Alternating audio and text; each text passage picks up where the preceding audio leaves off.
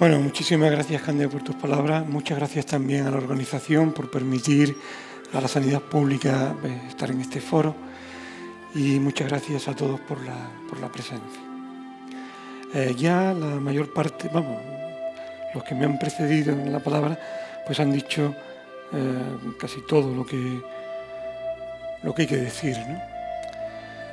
Yo simplemente ya voy a saltar un poco y voy a hablar muy epidérmicamente, ¿no? El nacimiento del liderazgo ético nace de un fracaso, ¿no? Nace de un hartazgo. Y ahí seguimos, y como bien se ha dicho previamente, pues afortunadamente, como la ética vende, la ética se ve bien, pues se ha desarrollado toda una metodología en lo que es el liderazgo ético. Pues esto realmente no nos debe casi ni de valer, ¿no? Lo que yo creo que nos vale fundamentalmente es analizar qué está pasando en el mundo. Si verdaderamente estamos confeccionando un mundo en el que nos sintamos cómodos, nos sintamos queridos, nos sintamos bien, en una palabra, ¿no? Y muy probablemente la culpa la tenga el liderazgo simplemente eficiente. ¿Qué hemos hecho? Nos hemos exigido cada vez más, con una competencia sin límites, a nivel global ya. Competencias, exigencias, sin verdaderamente ocuparnos demasiado de los que nos siguen, de los liderados, ¿no? Para nada nos hemos preocupado por motivarlo, para nada los hemos cuidado. Y eso sí, al menos en el ámbito sanitario, hemos creado a muchas personas que están auténticamente quemadas. Y hemos llegado a lo que Han ha llamado sociedad del cansancio. Sociedad en la que a un becario se le puede tener 15 horas trabajando por un sueldo mísero. Sociedad en la que, evidentemente, si te descuidas un poco, tu empresa va al garete. Hemos limitado tanto el tiempo que no nos podemos ocupar de lo que realmente el ser humano pide para sí, quiere sentir. Y para colmo, tenemos a unos líderes que cada vez nos irritan más. ¿Cómo no vamos a decir basta? ¿Cómo no va a ser el liderazgo ético un clamor? ¿Cómo no va a serlo? Es verdad que necesitamos ser líderes eficientes, pero no meramente eficientes. El liderazgo ético debe, además de desarrollar unas capacidades específicas, hay que desarrollar algo que alimente nuestras propias necesidades como ser humano. Porque, pongámonos como nos pongamos, cualquier actividad empresarial es una actividad humana. Y como tal, más moral o inmoral, más humanizable, más humanizante, menos humanizante. Pero que inevitablemente se mueve por valores. Valores que pueden ser todos lícitos, pero que jerárquicamente tenemos que distinguir. Por supuesto que la misión y la visión de una empresa y una empresa sanitaria tiene que estar basada en valores éticos que sean universalizables. Y además, para que sea justa, todos los afectados, todos los involucrados deberían estar en ese contrato moral, ¿no? Como ya se ha dicho muy bien previamente, la relación entre humanos no puede ser meramente instrumental. La instrumentalización es lícita, pero debe ir acompañada de algo más, de esa dignidad. Por tanto, ya no es un contrato moral, es una obligación moral. Y si esto es una obligación moral en cualquier empresa, en una empresa sanitaria, debe estar en su corazón. Empresas sanitarias que tienen, por supuesto, rasgos diferenciables, ¿no? Quien paga no es el paciente, es una agencia, es una compañía. Por tanto, tiene el peligro de que el coste de la atención, bueno, ahí a veces tenemos que hacer, como veremos luego, de gente doble, ¿no? Quien decide la mercancía no es solo el paciente, el médico es el que prescribe, el médico, por tanto, hoy día se nos exige que seamos agente doble. El consumidor es un ser especialmente vulnerable, ¿no? Que está amenazado en su vida o en determinadas funciones orgánicas, pero que a su vez es un ignorante cada vez menos, afortunadamente, en la materia. Y la salud es un bien sumamente básico, el más preciado por toda la sociedad, en todas las encuestas, ¿no? Y existe una simetría entre la oferta y la demanda, desgraciadamente. Y la organización es enormemente compleja. Quienes me han precedido en la palabra ya lo han puesto de manifiesto, y voy a saltarlo, ¿no? Pero los intereses de los gestores del personal sanitario, que es tan inhomogéneo, de los consumidores, pues es muy dispar, ¿no? Para que sea justa la misión y la visión, tenemos que atender a los intereses de todos. Y ello solo se consigue con diálogo, con el método deliberativo, defendiendo valores. Por supuesto, estableciendo un orden de prioridad. Y en nuestra empresa tiene que ser el paciente. Tiene que ser el paciente en su relación con el sanitario. Pero, por supuesto, la base tiene que ser la justicia, como también ya previamente se ha hablado, ¿no?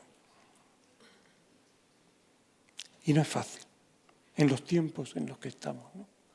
Por tanto, hoy solo cabe una ética inclusiva, una ética clínica, una ética profesional, una ética del ciudadano, una ética de la gestión, con 4 valores, a mi entender, básicos.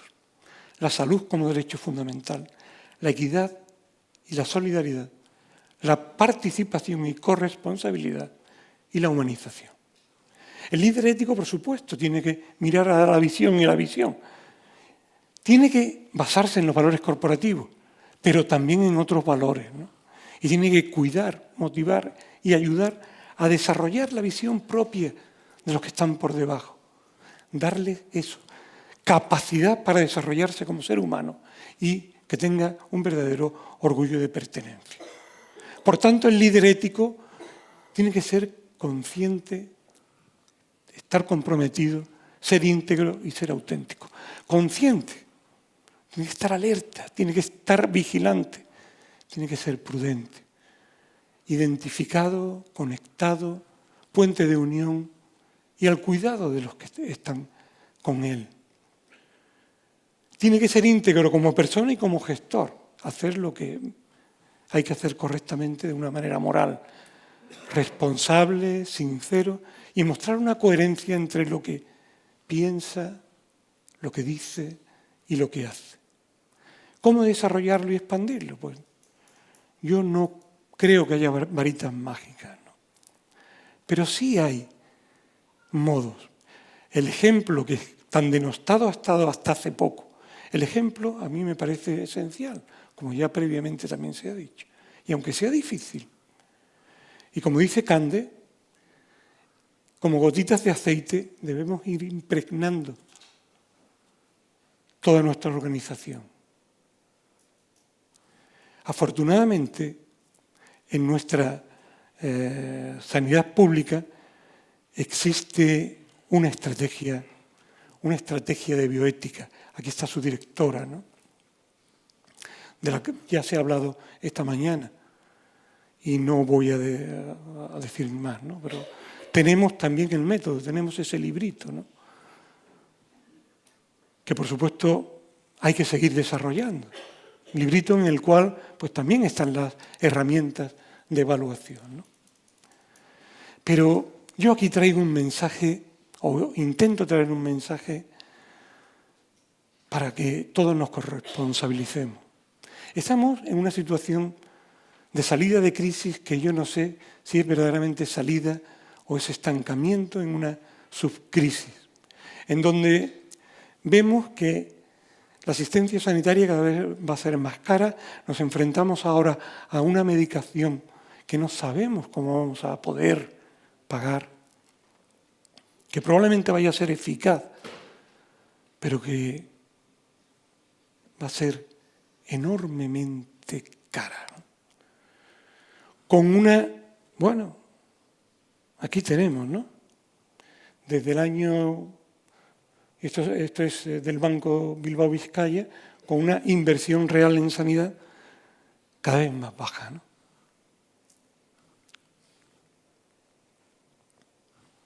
Por tanto, hay que hacer un llamamiento público.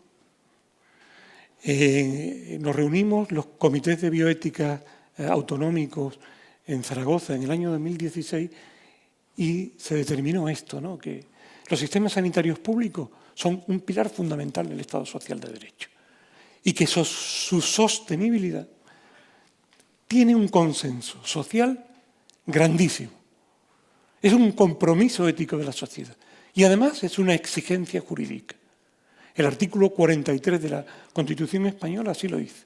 Y además, la propia declaración como Estado social y democrático, que es el artículo 1, implica el derecho a la vida y a la integridad de las personas. E implica además estar sano para poder participar en el sistema democrático y para ejercer los derechos. Por tanto, esto es indiscutible. Corresponsabilidad. Corresponsabilidad de todos los actores. Profesionales, gestores, pacientes, ciudadanos, proveedores y medios de comunicación. Profesionales sanitarios. Tenemos que incorporar a lo que es nuestra vocación de atención, a lo que es beneficencia y autonomía, la justicia y la equidad. Recursos siempre son limitados, tenemos que saberlos distribuir y adjudicarlos de una manera beneficiente y de una manera equitativa.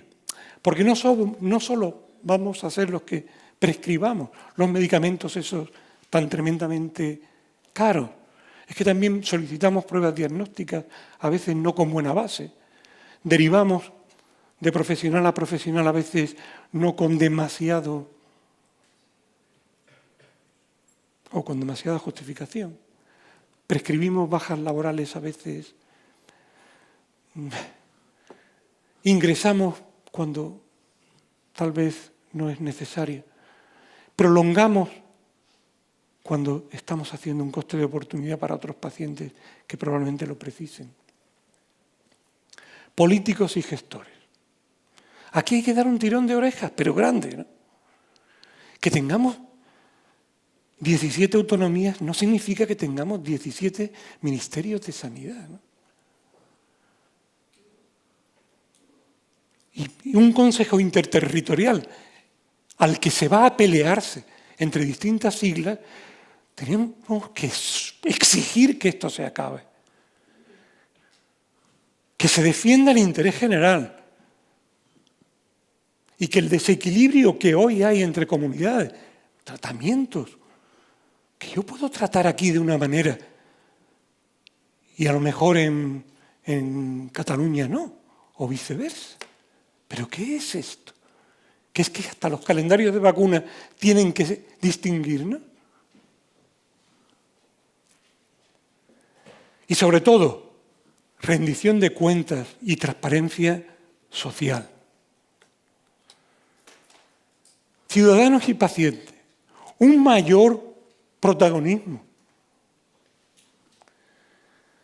Promocionar el uso adecuado de los recursos. Que cuando alguien no vaya a ir a una consulta, que avise. Que cuando a uno se le receta algo y lo saca de la farmacia, que sea para tomarlo. Alianzas. alianzas entre las autoridades sanitarias, los consejos de salud, asociaciones de pacientes, sociedades científicas. Pero atención con los conflictos de interés. Porque ¿qué ocurrió con la hepatitis C? Que se vacunó a todo el mundo en un momento determinado por una cuestión meramente de que las asociaciones de pacientes, contrarias a las sociedades científicas, fueron más potentes entre nuestro gobierno. Y se vacunó y se gastó un dinero que probablemente no debió gastarse, porque no había criterios para vacunar a todos los que tenían el virus C en ese momento. Se podría haber esperado y se podrían haber evitado muchos efectos indeseables. Promocionar la reflexión de coste-oportunidad a nuestros ciudadanos, que las decisiones individuales tienen un impacto en la colectividad y viceversa. Los proveedores, por supuesto que contribuyen al progreso científico, ahí les va, y que invierten una gran cantidad de dinero, pero también obtienen enormes beneficios. Los nuevos medicamentos son el mayor alto gasto sanitario y van a crecer y crecer de una manera exponencial, proporcionalmente a los resultados en salud. Lo que sí está claro es que el margen de precios es desproporcionado y los sistemas sanitarios públicos somos su principal cliente y, por tanto, estamos en condiciones de exigir. ¿Conflicto de interés con el sector salud? Pues por supuesto que lo hay. Pero es que los proveedores, desgraciadamente, son los que están manteniendo la formación médica continuada. Eso hay que decirlo. Y eso es un conflicto de interés. Por supuesto que producen e investigan solo en lo que luego va a ser rentable. A lo mejor en las metabolopatías que afectan a un 0,01% de la humanidad no van a investigar. Y difundir el conocimiento, pues de los ensayos clínicos que van bien, se difunden, pero de los que van mal, ¿sabemos los resultados? No. ¿E influencian a profesionales? Por supuesto. ¿A gestores? Por supuesto. A sociedades científicas, de pacientes y hasta gobiernos, según nos cuentan fuentes bien informadas, ¿no? El Consejo de Europa hizo una resolución hace 2 años y medio en donde llamaba a los gestores, a la industria, a los profesionales y a los grupos de pacientes a que se diseñaran estrategias para incrementar resultados en salud y disminuir la influencia del mercado. Las necesidades reales de salud probablemente se cubran con una menor medicalización. Y por supuesto, toda la nueva tecnología debería estar sometida a comisiones de evaluación independientes. No todo lo último es lo mejor, aunque se nos venda, aunque sea muy caro. Y hacerlo con un criterio bioético. Medios de comunicación socializan la información científica, y es verdad, pero deberían de tener un rigor extremo. Están en juego derechos y valores muy delicados que pueden crear falsas expectativas e incluso sensacionalismo. La publicidad como salud de consumo, ¿cuál es y hasta dónde su veracidad? Mensajes sobre cuestiones enormemente sensibles y que requerirían un control riguroso. La pregunta es, ¿se ejerce? Pues nada más, muchísimas gracias.